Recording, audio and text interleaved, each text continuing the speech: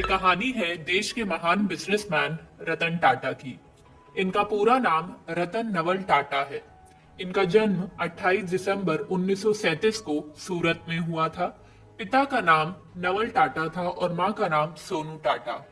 बताया जाता है कि उनके माता पिता के बीच तलाक हो गया था, इसलिए उनका पालन पोषण उनकी दादी नवाजबाई टाटा ने किया था। रतन टाटा को उन्होंने गोद ले लिया था। इस तरह दत्तक पुत्र के तौर पर उनकी परवरिश हुई थी। वहीं रतन टाटा के पिता ने सिमोन टाटा से दूसरी शादी की थी, इसलिए रतन टाटा का एक सौतेला भाई भी है जिनका नाम है नोएल टाटा। रतन टाटा ने शुरुआती पढ़ाई मुंबई के कैथेड्रल और जॉन कॉनन स्कूल में की थी। इसके अलावा अमेरिका की कॉर्नेल यूनिवर्सिटी से स्ट्रक्चरल इंजीनियरिंग की पढ़ाई साल 1962 में की थी। आखिर में हार्वर्ड यूनिवर्सिटी से 1975 में एडवांस मैनेजमेंट प्रोग्राम किया था।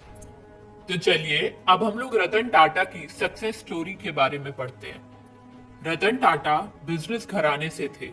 पढ़ाई के बाद उन्हें साल 1971 में राष्ट्रीय रेडियो और इलेक्ट्रॉनिक्स कंपनी यानी कि नेल्को में प्रभारी निदेशक नियुक्त किया गया।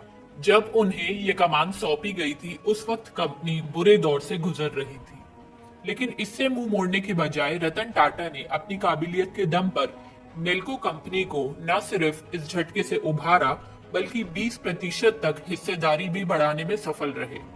हालांकि इमरजेंसी और आर्थिक मंदी से कंपनी को काफी नुकसान हुआ था। फिर 1977 में टाटा को यूनियन की हड़ताल का सामना करना पड़ा, जिसके चलते बाद में नेल्को कंपनी बंद करनी पड़ी थी। तो आइए अब हम लोग रतन टाटा की कंपनी लिस्ट के बारे में बात कर लेते हैं। कुछ महीने बाद ही रतन टाटा को कपड़ा मिल एम्प्रेस मिल्स की जिम्मेदारी दे दी गई। ये कंपनी भी उस समय घाटे में थी। आखिरकार इसे भी बंद करना पड़ा था, लेकिन रतन टाटा ने कभी हार नहीं मानी। कहा जाता है कि रतन टाटा कंपनी बंद नहीं करना चाहते थे, लेकिन मजबूरी में ये फैसला लेना पड़ा। अब भले ही जिन दो कंपनियों की कमान उन्हें दी गई थी उन्हें बंद करना पड़ा, लेकिन इस बीच रतन टाटा की काबिलियत उनके परिवार को समझ आ गई थी। इतने बुरे हालातों में भी उन्होंने कंपनी को काफी हद तक ऊपर उठाया। उसे देखते हुए जेआरडी टाटा ने साल 1981 में रतन टाटा को टाटा इंडस्ट्रीज के उत्तराधिकारी बनाने की घोषणा कर दी। उस समय तक इनके पास ज्यादा अनुभव नहीं था, इसलिए विरोध भी हुआ, यानी ये भी उनके लिए मुश्किल दौर था। लेकिन रतन टाटा तो वाकई अनमोल रत्न थे। उन्होंने हार नहीं मानी और आगे बढ़ते गए। साल 1991 में रतन टाटा को टाटा इंडस्ट्रीज व इसकी अन्य कंपनियों के अध्यक्ष पद की जिम्मेदारी सौंप दी गई। इसके बाद ही टाटा ग्रुप हमेशा आगे बढ़ता गया। इनकी अध्यक्षता में टाटा ग्रुप ने अपने कई बड़े प्रोजेक्ट स्थापित किए और देश ही नहीं बल्कि दुनिया में भी उन्होंने टाटा ग्रुप को नई पहचान दिलाई। रतन टाटा ने दुनिया की सबसे सस्ती कार नैनो बनाई। रतन टाटा के निर्देशन में कंपनी ने महंगी गाड़ियों में से एक जैगुआर लैंड रोवर का अधिग्रहण भी किया और महंगी कारें भी बनाई। साथ ही रतन टाटा ने दुनिया की सबसे सस्ती कार भी बनाई, जिसके बारे में लोगों ने कभी सोचा भी नहीं था। लखटकिया यानी लाख रुपए में कार लेने के सपने को भी रतन टाटा ने साकार कर दिया।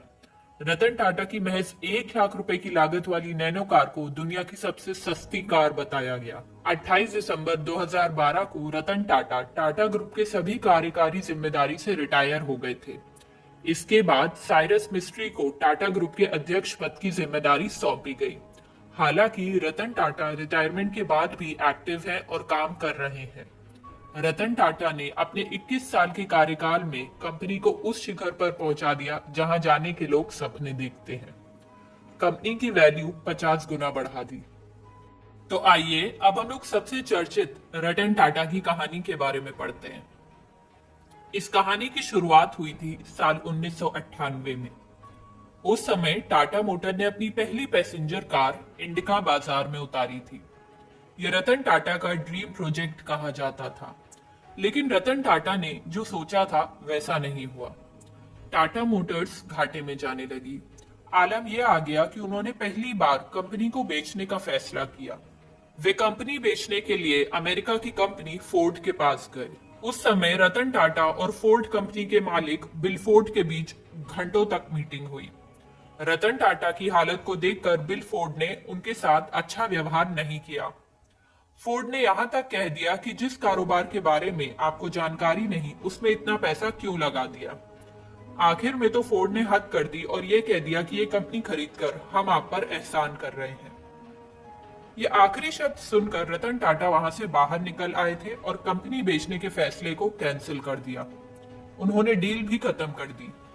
उन्होंने एक रिसर्च टीम तैयार की जिसका काम था मार्केट में क्या चल रहा है और लोग क्या चाहते हैं वो पता लगाना। फिर से उन्होंने टाटा इंडिका कार लॉन्च की और इसने सफलता की नई बुलंदियों को छू लिया। और फिर रतन टाटा लगातार आगे बढ़ते रहे और वहीं फोर्ड कंपनी का पतन शुरू हो गया। साल 2008 तक आते आते फोर्ड कंपनी दिवालिया होने की कगार पर पहुंच गई। तो आखिर क्यों है रतन टाटा इतने महान? अगर हम टाटा ग्रुप की सभी कंपनियों की मार्केट वैल्यू की बात करें तो एक अनुमान के हिसाब से जितनी उनकी कंपनियां हैं उनकी मार्केट वैल्यू 17 लाख करोड़ रुपए होगी। एक रिपोर्ट के मुताबिक उनकी कुल संपत्ति 117 बिलियन डॉलर यानी कि करीबन 8.25 लाख करोड़ है। रतन टाटा इसमें से 65% पैसा लोगों की मदद करने के लिए दान देते हैं। यही कारण है कि वे दुनिया के अमीर व्यक्तियों में शामिल नहीं हैं, लेकिन लोग उन्हें दिल का बहुत अमीर मानते हैं। धन्यवाद।